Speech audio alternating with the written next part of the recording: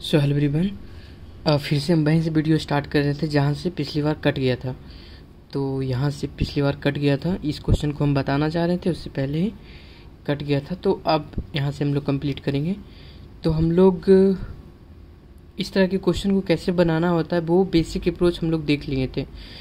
तो देखो, इस तरह के अगर क्वेश्चन आपको दिखता है तो इस तरह के क्वेश्चन को दो तरीके से हम लोग सॉल्व कर सकते हैं।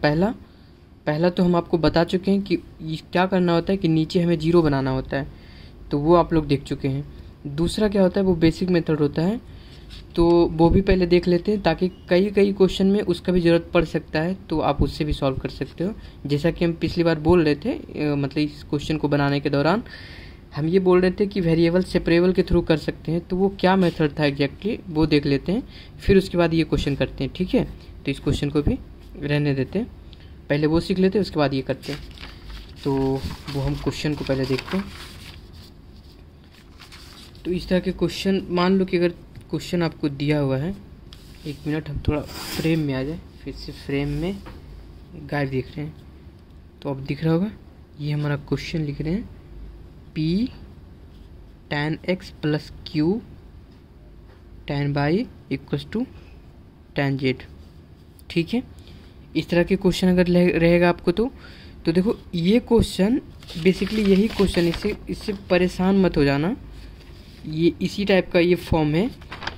तो इस तरह के फॉर्म अगर दे देगा आपको तो आप तो पहचान ही नहीं पाओगे कि इसको सॉल्व कैसे करना है। तो देखो, ये होता है कि अगर ये दिया हुआ है, इसका मतलब क्या है, ये लीनियर दिया हुआ है, लीनियर डिफरेंशियल इक्वेशन में दिया हुआ है। ठीक है, यानी कि अगर जैसे P और Q एक साथ दे देगा, जैसे यहाँ P है ना, यहाँ Q है, तो P Q अगर एक साथ दे देगा तो आप इस मेथड से सॉल्व नहीं कर सकते हो।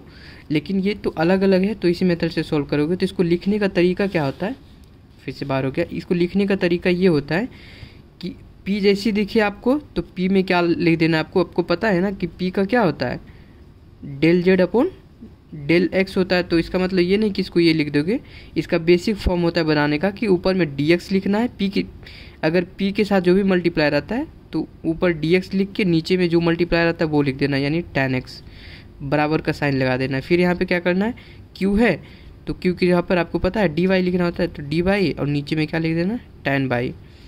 उसके बाद tan z है तो इसको क्या करोगे, dz ऊपर में लिखोगे और नीचे में क्या लिख दोगे, tan z लिख दोगे। ठीक, ऐसे करके हम लोग बनाते। तो देखो, वही फॉर्मेट बन गया ना जो फॉर्मेट आपको बताए थे, तो फिर से वही फॉर्मेट बन चुका है। तो अब देखो, इसको सॉल्व करना आसान है। तो वो मेथड से भी आप लोग कर सकते हैं जो कि पहले बताए थे कि आपको नीचे जीरो करना होता है, लेकिन ये हम मेथड 2 बता रहे हैं। ठीक है, मेथड 2 मतलब दोनों, जो आपको आसान लगे उससे आप कर सकते हो। तो कुछ क्वेश्चन में आपको मेथड 2 ही आसान लगेगा, कुछ क्वेश्चन में मेथड 1 आसान लगेगा। कैसा क्वेश्चन में, देखो इस क्वेश्चन में आपको डायरेक्ट दिख रहा होगा कि इसको हम सेपरेट आउट करके इंटीग्रेशन कर सकते हैं। जैसे देख रहे होगे कि यहाँ पे dy है, यहाँ पे भी y है, यहाँ पे dx है, तो नीचे में भी tan x है। तो यानी कि tan का ही x का ही तो फंक्शन है नीचे में, तो इसको आसानी से कर सकते हैं। तो हम पहले ये दोनों उठाते हैं, ये दोनों लेते हैं, यानी dx बटा tan of x equals to dy tan of y। ठीक, ये दोनों लिए।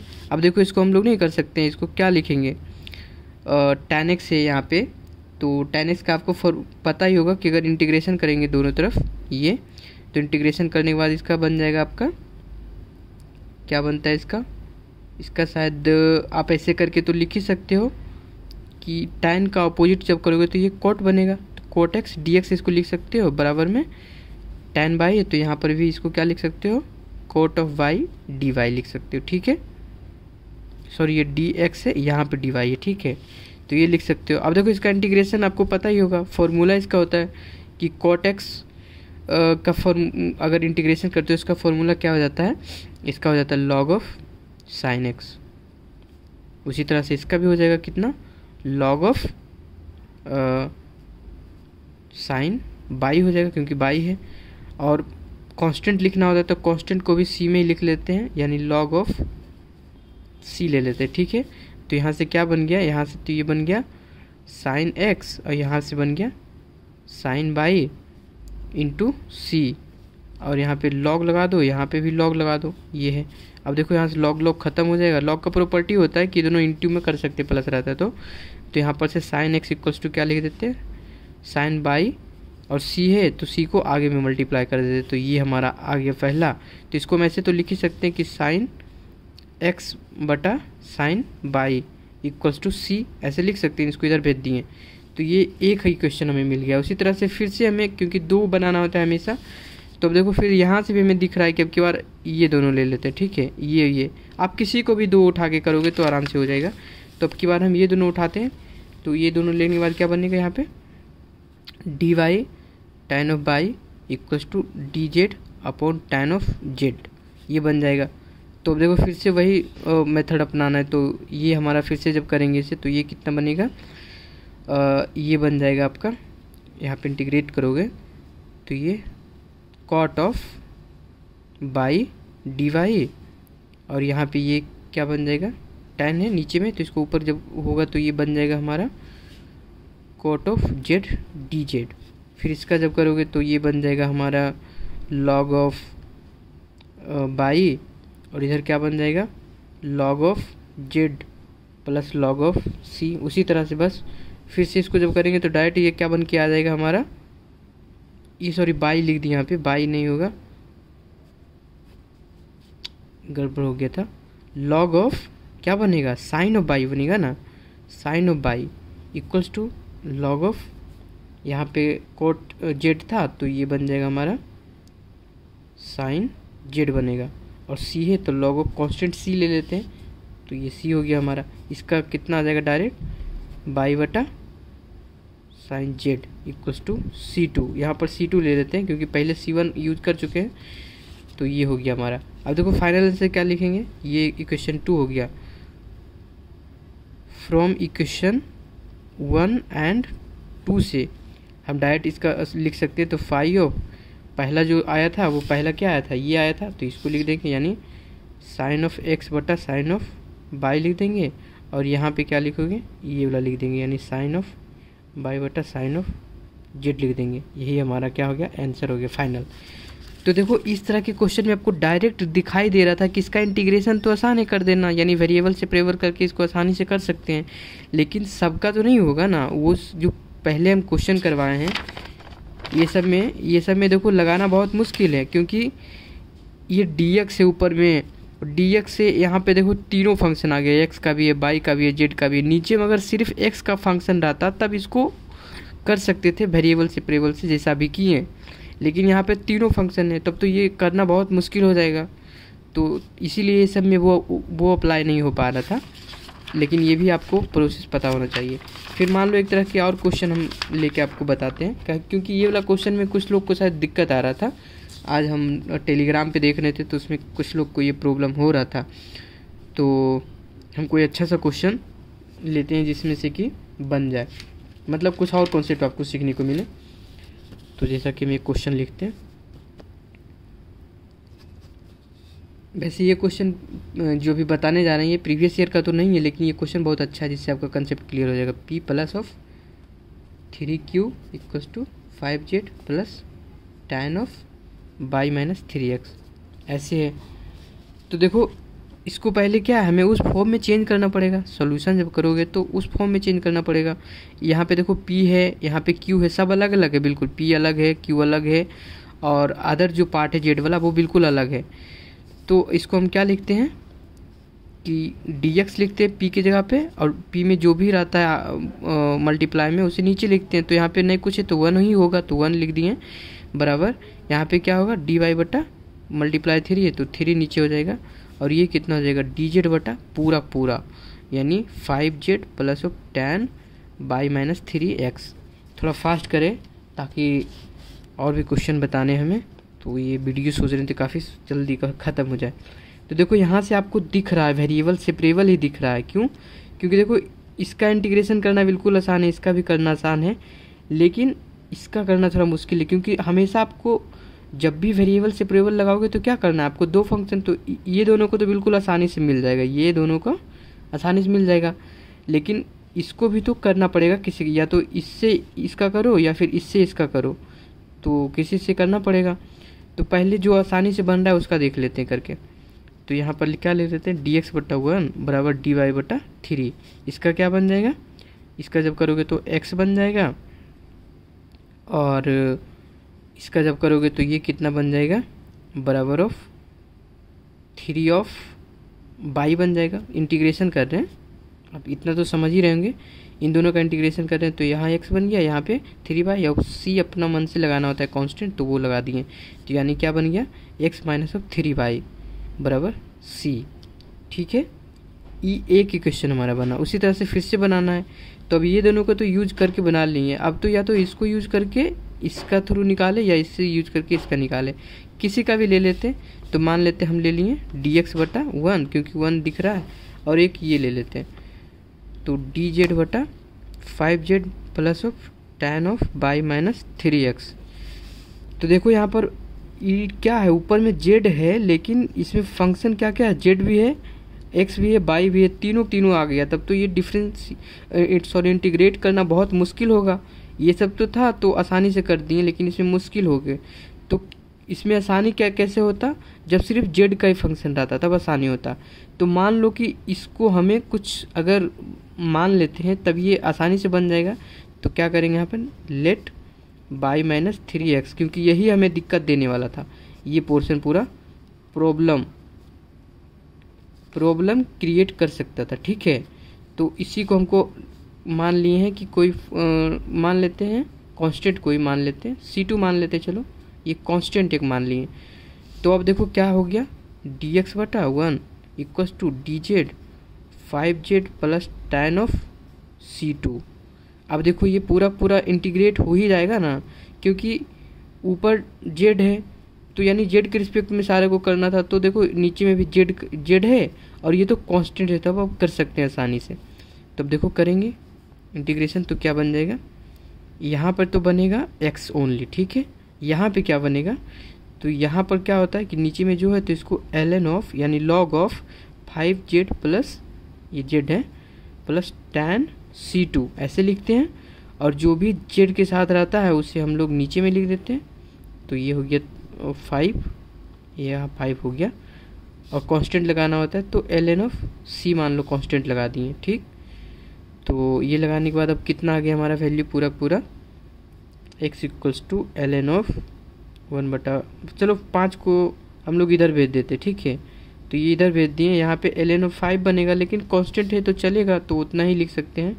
तो ये ln of 5z plus of tan of c, इसमें 5 मल्टीप्लाई करो चाहे नहीं करो, ये तो अपना मन से कांस्टेंट माने हो ना, तो ये पूरा फिर से एक कांस्टेंट दे देगा। तो इसको भी ln ऑफ c ही रखते हैं, अभी भी c कहीं मान चुके क्या, अच्छा यहाँ पे c मान चुके हैं, तो यहाँ पे कुछ भी मान लो रेंडमली, यहाँ c3 मान लेते। ठीक है, c3, तो ये हो गया हमारा।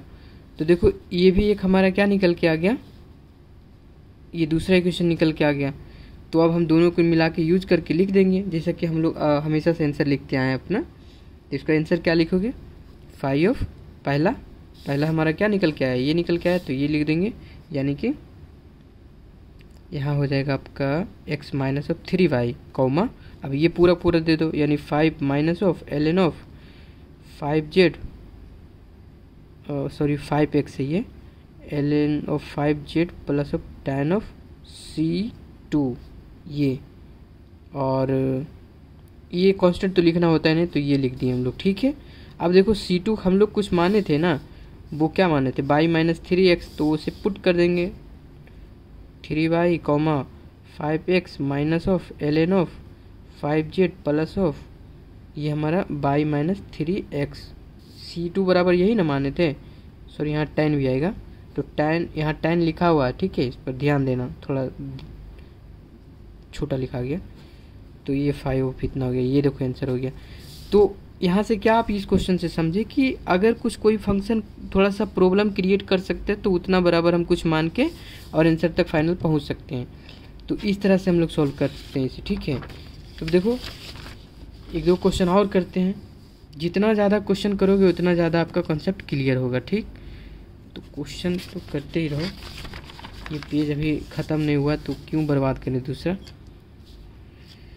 तो अब देखो दूसरा क्वेश्चन लेते हैं, तो कोई क्वेश्चन हम बुक से ढूंढ लेते हैं। ताकि अच्छा सा कोई क्वेश्चन। चलो ये क्वेश्चन शायद हम नहीं करवाएं अभी, तो ये क्वेश्चन कर लो आप लोग।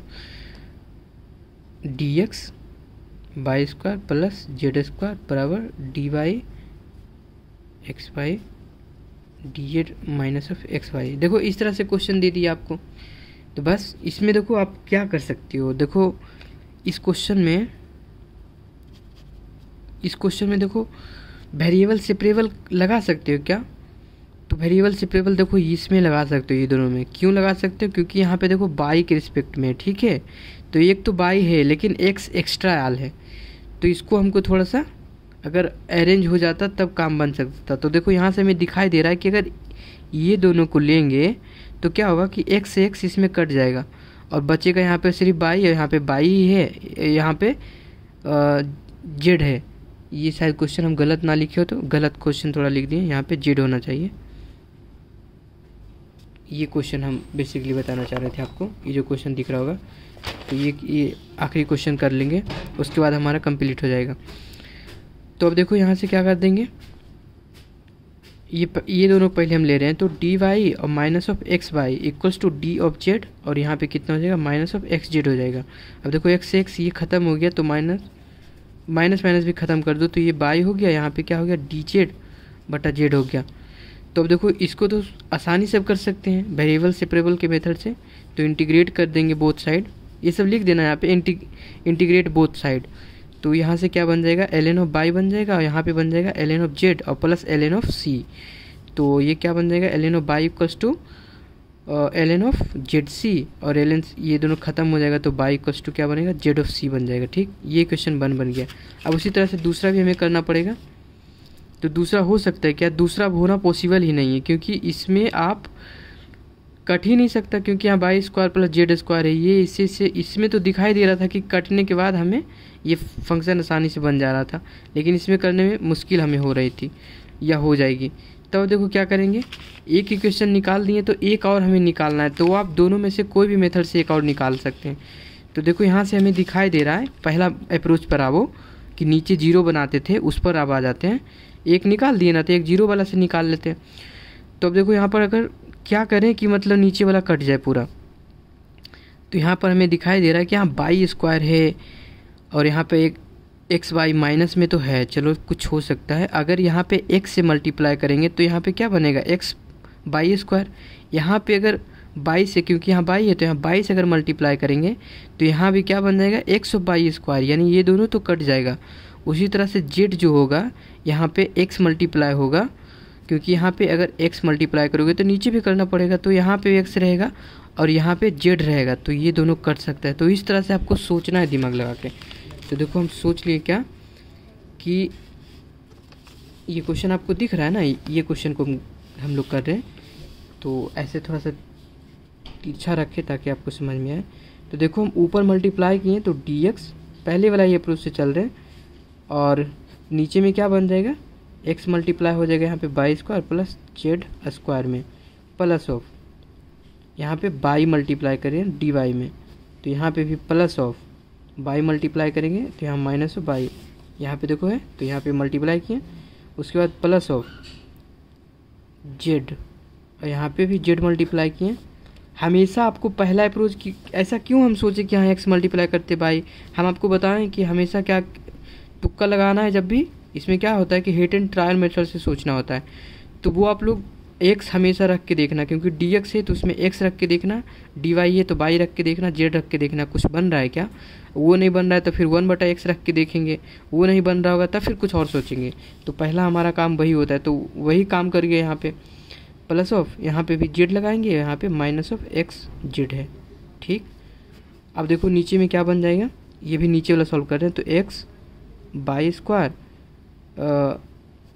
ऐसे करके लिखते हैं, x by square plus of x Z square. ठीक, अब इसको करेंगे प्लस ऑफ, यहाँ पर तो ये माइनस बन जाएगा क्योंकि माइनस लगा हुआ है ना, तो ये क्या हो जाएगा माइनस ऑफ बाई स्क्वायर। ठीक, और यहाँ पे क्या बनेगा, ये अंदर मल्टीप्लाई होगा तो ये भी क्योंकि माइनस है तो साइन माइनस आ जाएगा, और ये हमारा एक्स ऑफ जेड स्क्वायर हो जाएगा। तो देखो अब सब कट रहा है कि नहीं, ये से ये कट गया, ये से ये कट गया, यानी कि जीरो आ गया। तो नीचे वाला टर्म जीरो हो गया, तो नीचे वाला टर्म जीरो है, इसका मतलब ऊपर को भी जीरो होना पड़ेगा। तो यानी क्या लिख सकते हैं, d of x plus y of d y plus of z of d z equals to zero लिख देते हैं। तो ये हमारा इंटीग्रेट कर दो बोथ साइड, इंटीग्रेशन लगा देंगे तो ये कितना एक्स स्क्वायर बटा टू प्लस बाई स्क्वायर बटा टू प्लस जेड स्क्वायर बटा टू इक्वल्स टू सी। अब टू से टू को सबको उधर भेज देते हैं तो ये X square plus of Y square plus of Z square equals to two C लिख सकते हैं या फिर सी ही लिख सकते हैं, ठीक है, या सी वन कर दो।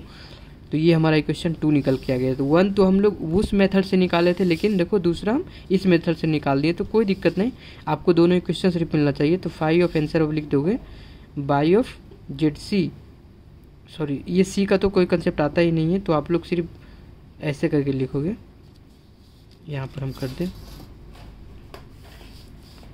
बाई माइनस जेड सी लिख दो, क्योंकि ये इसको हम इधर भेज दिए, तो ऐसे तो लिख ही सकते हैं, ठीक है, या सी को नहीं भी लिखोगे तो चलेगा।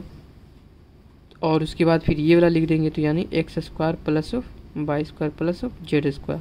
तो यानी ये कंप्लीट सॉल्यूशन हो गया डिफरेंशियल इक्वेशन का। तो ये क्या हो गया, कंप्लीट सॉल्यूशन ऑफ पीडीई, यानी पार्शियल डिफरेंशियल इक्वेशन का कंप्लीट सॉल्यूशन है ये। तो इस तरह से आंसर निकल गया। तो अब देखो वो क्वेश्चन एक थोड़ा सा हम आपको हिंट दे दें कि वीडियो काफ़ी लॉन्ग हो चुका है, तो अब हम लोग ख़त्म करेंगे। तो जो क्वेश्चन हम लोग स्टार्टिंग में रखे थे, कहाँ गया वो पेज, इसको हम बताना चाह रहे थे। नहीं ये क्वेश्चन तो नहीं था, इसमें भी नहीं था, तो आखिर वो पेज गया कहाँ, अच्छा हाँ इधर। ये देखो इस क्वेश्चन को हम लोग थोड़ा सा अब देख लेते हैं। ये अभी जो बताएं दोनों प्रीवियस ईयर क्वेश्चन है, ठीक है, सिर्फ एक क्वेश्चन प्रीवियस ईयर नहीं था, बाकी सब प्रीवियस ईयर है। तो अब देखो इस क्वेश्चन में कैसे करना था। देखो इस क्वेश्चन में वेरिएबल से प्रेवल लगा सकते हो क्या, हो ही नहीं सकता, लगेगा ही नहीं, क्योंकि यहाँ पे एक्स है, यहाँ पे बाई है और डी एक्स के साथ में है। तो यहाँ पर ये डी एक्स है तो सिर्फ नीचे एक्स का फंक्शन रहता तब कुछ बात बन सकता था, लेकिन यहाँ बात नहीं बनेगी, सब में एक्स वाई जेड है, एक्स वाई जेड है। तो अब क्या करना पड़ेगा, बस वही मेथड के नीचे जीरो कर देते हैं हम।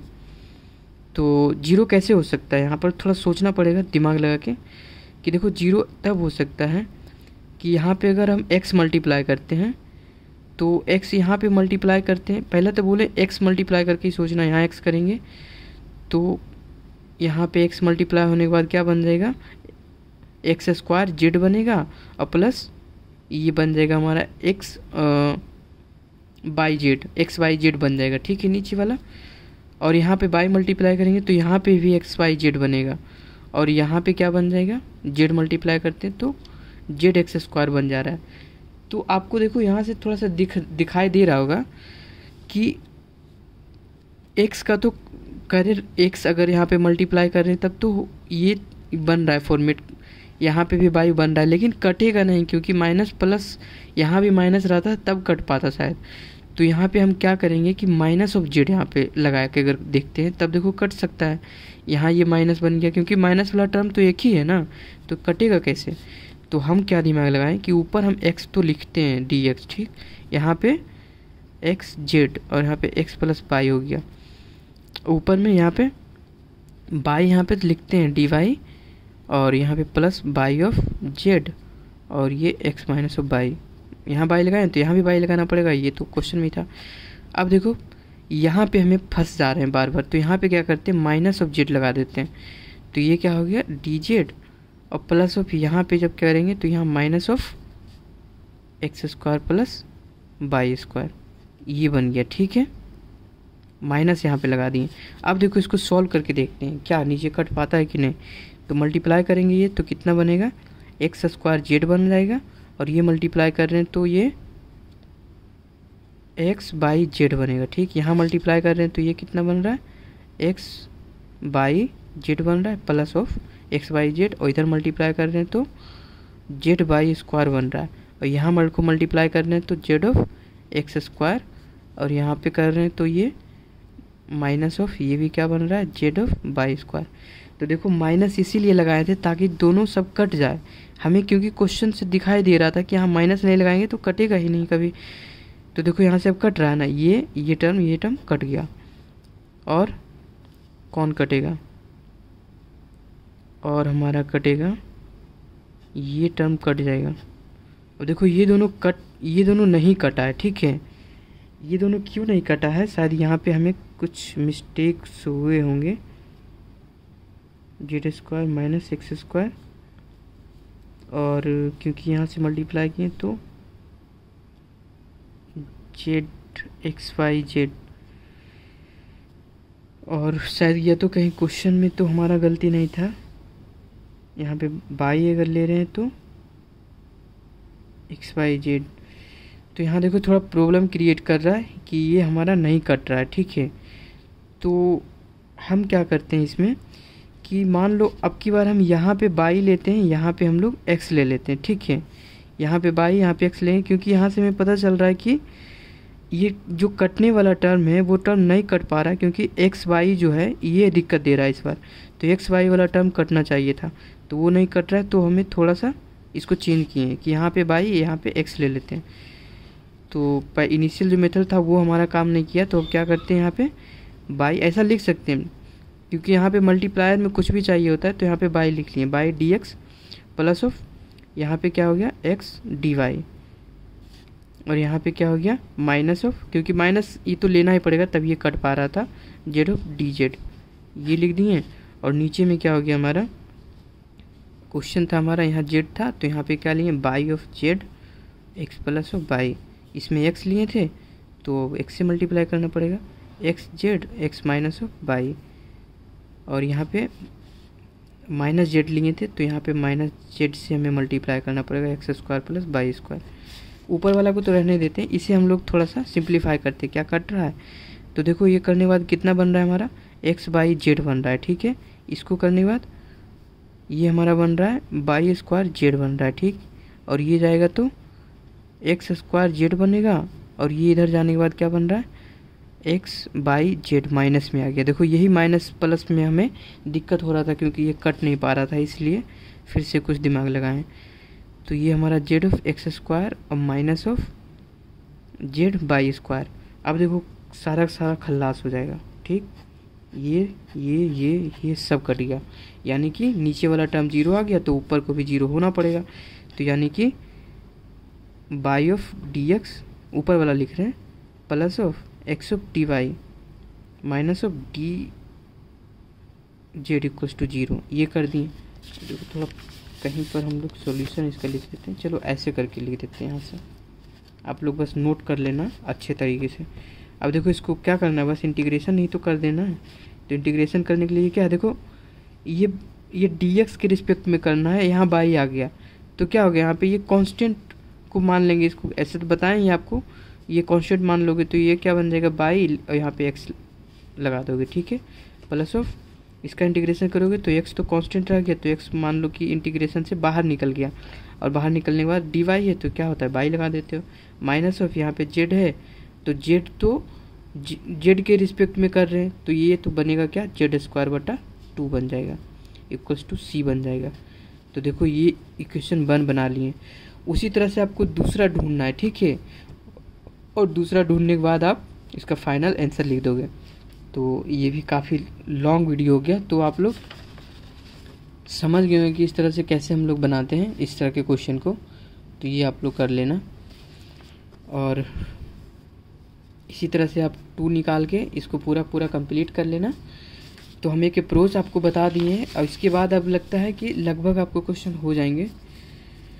और इसके बाद हम लोग नेक्स्ट जो टॉपिक है हमारा उस टॉपिक को देखेंगे। तो देखो 4था नंबर क्वेश्चन था, ये क्वेश्चन हम आपको बता चुके हैं।